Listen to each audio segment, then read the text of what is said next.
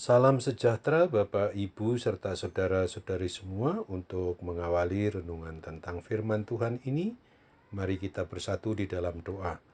Tuhan Allah Bapa di sorga yang melebihi segala akal, hati, dan pikiran kami umat manusia, berfirmanlah kepada kami, sebab kami bersedia untuk mendengar, dan atas pertolongan Roh Kudus, mampukan kami agar boleh melaksanakan firman-Mu itu dalam hidup sehari-hari. Di dalam nama Tuhan Yesus kami berdoa. Amin. Sebagai nas renungan firman Tuhan, hari ini diambil dari kitab Keluaran 33 ayat 19 yang berbunyi, Aku akan memberi kasih karunia kepada siapa yang kuberi kasih karunia, dan mengasihani siapa yang kukasihani. Sebagai tema yang berasal dari nas renungan kita ini adalah hidup umat manusia berada di dalam kasih karunia Tuhan Yesus Kristus. Sesungguhnya hanya oleh karena kasih karunia atau anugerah dari Tuhan Yesus Kristus ini sajalah maka umat manusia dapat diselamatkan dari kuasa dosa dan dari kematian kekal. Di dalam kitab Perjanjian Lama, Tuhan Allah Yahweh, Allah Israel, Allah hidup orang yang memang mau beriman percaya kepadanya, menunjukkan bahwa kasih karunia-Nya kepada bapa-bapa leluhur seperti Abraham, Ishak, dan Yakub, maupun Israel, umat pilihan Allah Yahweh itu. Sedangkan di dalam perjanjian baru, kasih karunia Tuhan ditujukannya dengan menyelamatkan umat manusia dari kuasa dosa dan hukuman kekal melalui pengorbanan dari Tuhan Yesus Kristus di atas kayu salib di Bukit Golgota. Pemberian kasih karunia ini hanya ada di bawah otoritas Tuhan Allah Yahweh itu sendiri, yang dinyatakannya di dalam Yesus Kristus maupun di dalam persekutuan Roh Kudus, di mana umat manusia tidak mempunyai andil apapun juga di dalamnya. Semuanya dari, oleh, dan untuk Tuhan Allah, pencipta dan pemelihara, serta sang pemilik atas umat manusia. Dengan kata lain, kasih karunia itu mutlak hak prerogatif dari Tuhan Allah sendiri. Prinsip kasih karunia itu datang dari atas, dari Tuhan Allah kepada manusia, padahal sesungguhnya manusia tidak memiliki kelayakan untuk menerimanya.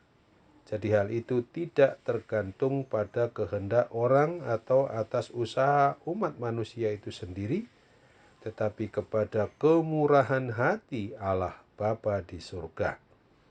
Jelas sekali bahwa keselamatan adalah kasih karunia dari Tuhan yang hanya dapat diterima oleh respons maupun jawaban umat manusia melalui iman percayanya kepada Kristus. Dan siapa yang ada di dalam Kristus, ia memang adalah ciptaan baru.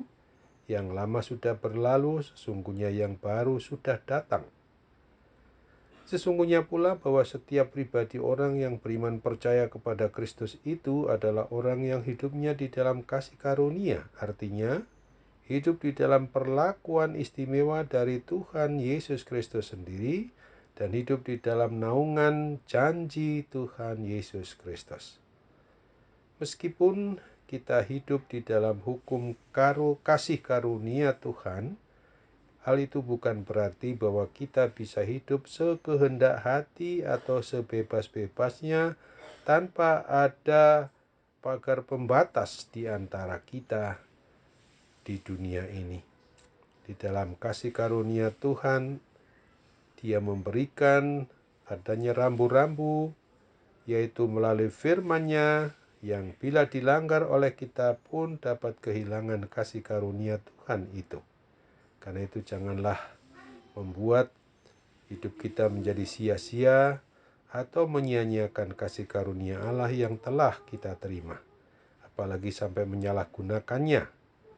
Menyalahgunakan kasih karunia berarti dengan sengaja melakukan pelanggaran dalam kesabaran dan pengetahuan akan kebenaran.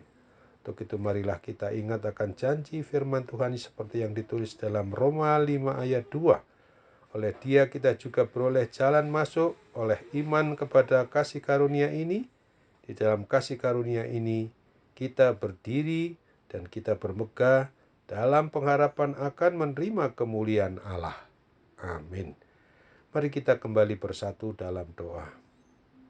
Tuhan Allah Bapa di sorga, terima kasih untuk firman Tuhan yang mengingatkan kami hari ini bahwa hidup kami umat manusia ini sungguh berada di dalam kasih karunia Tuhan Yesus Kristus sendiri.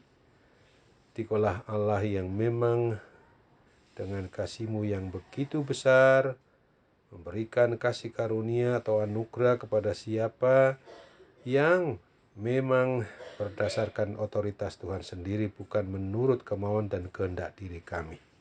Untuk itu kami harus sadari betul supaya kami hidup ini diatur oleh hidup yang menuruti kebenaran firman-Mu, bukan sekehendak atau semau keinginan daging diri kami ini sendiri. Kami percaya Tuhan akan mampukan kami untuk berbuat yang terbaik menurut kehendak-Mu, bukan menurut kehendak, keinginan, kemauan dari umat manusia ini sendiri. Sambutlah doa kami, sambutlah akan harapan kami, terlebih bagi kami yang masih menderita akibat berbagai macam gangguan sakit penyakit, juga termasuk akibat gangguan pandemi COVID-19 yang belum saja berakhir ini. Kami percaya bahwa Tuhan akan tetap campur tangan untuk memberikan apa yang terbaik bagi kami, dan kami dimampukan untuk melawannya dengan hikmat Tuhan ketika kami berada dalam serangan akibat COVID-19 ini. Kami yakin dan percaya Tuhan mau sambut doa kami, sempurnakan dan kabulkan hanya sesuai dengan kehendak-Mu, karena kami bermohon dalam nama Tuhan Yesus. Amin.